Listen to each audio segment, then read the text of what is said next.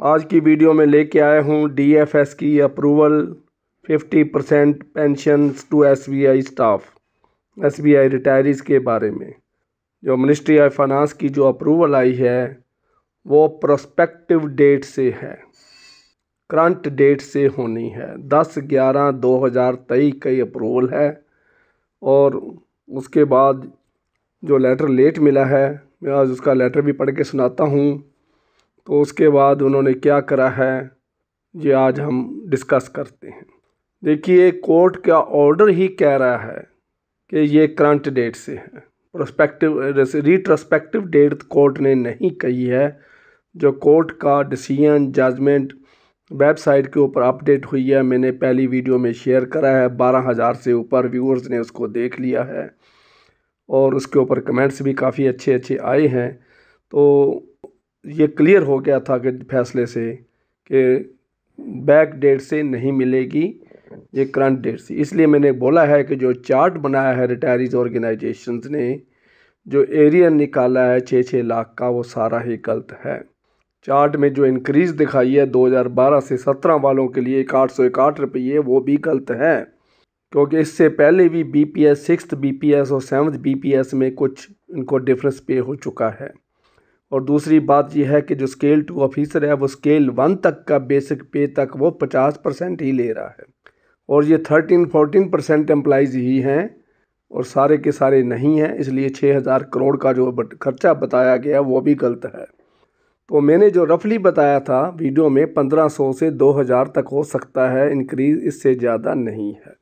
घुमा फिरा के देख लेना, इसी के बीच बात ख़त्म हो जाएगी। इसके 1 को तो छोड़ दो, 2, 3, 4 के लिए इतनी ही इंक्रीज़ होगी। टॉप मैनेजमेंट के लिए थोड़ी ज़्यादा हो सकती है। तो आज हम बात कर रहे हैं डीएफएस की अप्रूवल की। तो आज मैं 2 लाइनें आपको पढ़ के भी सुनाता हूँ कि क्या लिखा उन्होंने। ये जो लेटर है दी न्यू दिल्ली 10 नवंबर 2023 का है, जो आज ही सोशल मीडिया पर आया है और मैंने आज ही देखा। ये नंबर है 16/2/2011 IR government of India, ministry of finance, department of finance, chairman SBI को लिखा है। Computation of pension of the uniform date of 50% in place of existing dual date in State Bank of India regarding. देखिए, ये dual date चल रहा था, उसके बारे में उन्होंने अप्रूवल दी है। ये अप्रूवल जल्द क्यों हुई है, जबकि 5 डे बैंकिंग की अप्रूवल 6 महीने 28 फरवरी से लेके आज नवंबर आ गया है, 10 महीने हो चुके हैं, वो पेंडिंग पड़ी है। दूसरा है 100% ड्यू न्यूट्रलाइजेशन 6 महीने तक पेंडिंग रही है। तो ऐसे ही ये क्यों अप्रूवल, इसके पीछे कहानी ये है कि कोर्ट ने, हाई कोर्ट ने, दिल्ली हाई कोर्ट ने 4 वीक्स का टाइम यानी 28-30 डेज़ दिए हैं SBI को कंप्लाइंस करने के लिए। तो इसलिए मिनिस्ट्री ऑफ फाइनेंस ने अपनी अप्रूवल देकर अपने आप से पल्ला झाड़ दिया है, बैंक के ऊपर डाल दिया है।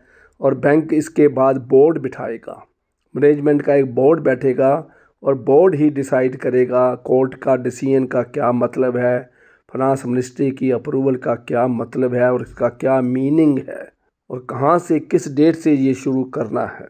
तो इसलिए भाइयों, स्टेट बैंक के बारे में पहले ही बता चुका हूँ, डेड स्लो इन स्टाफ मैटर्स। तो ये कब इनके पास लेटर पहुँचता है, कब वो बोर्ड बिठाते हैं, कब वो फैसला करता है। तो हो सकता है 27 दिसंबर को जो मिलने वाली पेंशन है उसके साथ हमारी बढ़ी हुई 10% इंक्रीज़ जो है, जो थोड़े एम्प्लॉइज़ बचे हैं उनको मिल जाएगी। तो इसलिए भाइयों, ये था आज का लेटर। इसलिए with reference to subject mention above I am director to convey the message. यही बात है, सेक्रेटरी ने लिए लिखा है, under secretary finance government of India, according to give effect to the above para bank is advise to take immediate steps for making consequential amendments in the section 50 जो है State Bank of India Act की, इसको amend करने के, ताकि ceiling ख़त्म हो जाए। सीलिंग ख़त्म हो जाएगी तो 50% पेंशन का आगे बढ़ने का चांस बन जाएगा। तो ये 2336-2349 जो ये नंबर है, इस पर मैं फ़ोन कई बार कर चुका हूँ। 011 दिल्ली का नंबर है, 2336-2349। ये विजय शंकर तिवारी जी हैं, अंडर सेक्रेटरी फाइनेंस के जो है नॉर्थ ब्लॉक में जो बैठते हैं। तो इन्होंने पहले, दूसरा है इसका जो उमेश शर्मा जी का मैसेज है वो भी कुछ कह रहे हैं कि क्यों नहीं हुआ है। अगर हुआ नहीं है, हमारे को बैक डेट से नहीं देते हो, तो जो हमारा जो फंड काटा है जो इसको प्रॉफिट लॉस में अनोमली की डेट से बैंक ने पेंशनर का पैसे को काट कर अपना प्रॉफिट बढ़ाया है, तो उसके ऊपर जो प्रॉफिट लिया है जो दिखाया हो हमारे को वापस करो। देखिए 50% retrospective or not, DFS notification is out which says implement is prospectively. Some people who are in touch with highly reliable person have informed that because of the inadequacy of funds, देखिए inadequacy of funds फिर बहाना बना रहे हैं, जबकि chairman SBI ने पहले ही कह दिया है कि हमारे पास फंड्स हैं। तो प्रोस्पेक्टिव डेट से ये दे रहे हैं, तो इसके बारे में उन्होंने रिस्पॉन्स अपना दिया है, yes may be they are right but keeping in view following facts it has to be accorded from the date of the anomaly was thrusted upon, जब से ये anomaly शुरू हुई है। Element within the bank and outside conspired to take away a 10% pension of 13% pension and by paying less they booked higher profits। तो 10% जो उन्होंने pension कम दी है तो उससे बैंक का जो प्रॉफिट है 10% इंक्रीज हो गया। Now having accepted that an anomaly was committed and agreeing to rectify it is so to would simply have to bring back parity in payment of pension which was prevailing till February 99 तक जो disparity चली आ रही है, ये anomaly चली आ रही है। In other words, those who are paid less have to be fully compensated to remove the disparity and bring uniformity। ये कहने का मतलब है कि बैक डेट से शुरू होनी चाहिए, तो हम अपनी कोई भी we will leave no stone unturned, हम अपनी कोई कसर नहीं छोड़ेंगे ताकि हम इसको दोबारा कोर्ट के पास लेके जाएंगे और उनसे ये लेंगे। पर कोर्ट का हमारा को अपना पता है, हमारी कोर्ट कैसी हैं, इंडिया की कल्चर कैसी है, इंडिया के जजेस कैसे हैं, जो सभी के सामने है। 13 साल फैसला होने में पहले लग चुके हैं और अभी भी कोर्ट को कोई बात समझ नहीं आई है। ये तो एक स्टेप उन्होंने अच्छा ले लिया कि फाइनेंस मिनिस्ट्री से उन्होंने रिपोर्ट मांग ली, तो फाइनेंस मिनिस्ट्री ने पॉजिटिव रिपोर्ट दे दी कि एनॉमली है। अदरवाइज़ कोर्ट का अभी तक कोई फैसला नहीं है। अगर ये दोबारा कोर्ट में जाते हैं तो 15-20 साल और लग जाएंगे, तो सारे पेंशन ऊपर चले जाएंगे, वहाँ से ऊपर जाके अपने अकाउंट का एरियर देखेंगे, बहुत ज़्यादा एरियर बन जाएगा। तो ये चीज़ ऐसी होती है। If inadequacy of the funds in pension act is reason then plow back from where the cut money was placed। the profit and loss की ये बात कर रहे हैं, उसमें से निकाला जाए। I reiterate GOP stand that we could leave no stone unturned। ये कहा है हम दोबारा कसर नहीं छोड़ेंगे। तो दूसरा उन्होंने मैनेजमेंट को पॉजिटिव कहा है। I still believe that present management is quite positive and wouldn't hurry with the decision making and ultimately pay it respectively। अभी भी उमेश शर्मा जी ये आश कर रहे हैं हम SBI मैनेजमेंट से कि उस कोर्ट ऑर्डर ना होने के बाद, फाइनेंस मिनिस्ट्री के इंस्ट्रक्शन ना होने के बाद भी वो ये कहते हैं कि ये बैक डेट से SBI मैनेजमेंट करेगी, because management is very positive. Stay positive and stay connected. Regards Umesh Sharma जी।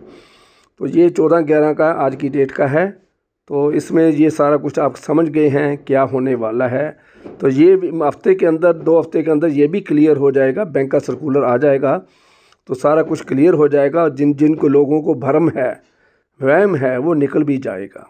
ये करंट डेट से ही होगा और नवंबर की डेट से भी नहीं होगा, क्योंकि 10/11 की अप्रूवल है तो 10/11 से होना चाहिए। तो 14/11 का जो जिस डेट से बैंक सर्कुलर निकालेगा उस डेट से लागू कर सकते हैं, या मैनेजमेंट के बोर्ड की अप्रूवल की डेट से लागू कर सकते हैं। तो घुमा फिरा के हम सीधा ये कह सकते हैं कि 27 नवंबर को जो पेंशन पे होनी है उसके साथ ये नहीं मिलेगा। 27 नवंबर तो आ गई है, तो उसके बाद दिसंबर की पेंशन के साथ इसका चांस बन सकता है। बाकी रही लीडर साहिबान ने जो एरियर दीपावली से पहले मिलेगा, दिवाली से पहले एरियर मिल जाएगा, एडहॉक पेमेंट मिल जाएगी, घंटे घंटे बाद अपना अकाउंट देखते रहो, ये करते रहो, वो सारा कुछ एक तमाशा ही है। क्योंकि मैं स्टेट बैंक ऑफ इंडिया को अच्छी तरह जानता हूँ, बहुत बारीकी से मैंने देखा है और मैं सारा कुछ अंदर से उनको जानता हूँ। तो मुझे पूरा यकीन था कि इतना फास्ट वो काम नहीं कर सकते, कभी भी नहीं किया, ना ही कभी करेंगे। और स्टाफ मैटर में तो उनको कोई सरदर्दी ही नहीं है, क्योंकि स्टाफ ने कुछ नहीं बोलना है। स्टाफ एक बेजुबान जानवर है, तो वो बेजुबान जानवर से डरते नहीं हैं। तो इसलिए भाइयों, ये आज की इन्फॉर्मेशन मैंने आपके साथ शेयर करनी ठीक समझी है। तो इसको आगे शेयर करो, लाइक करो और सब्सक्राइब करो। Thank you very much.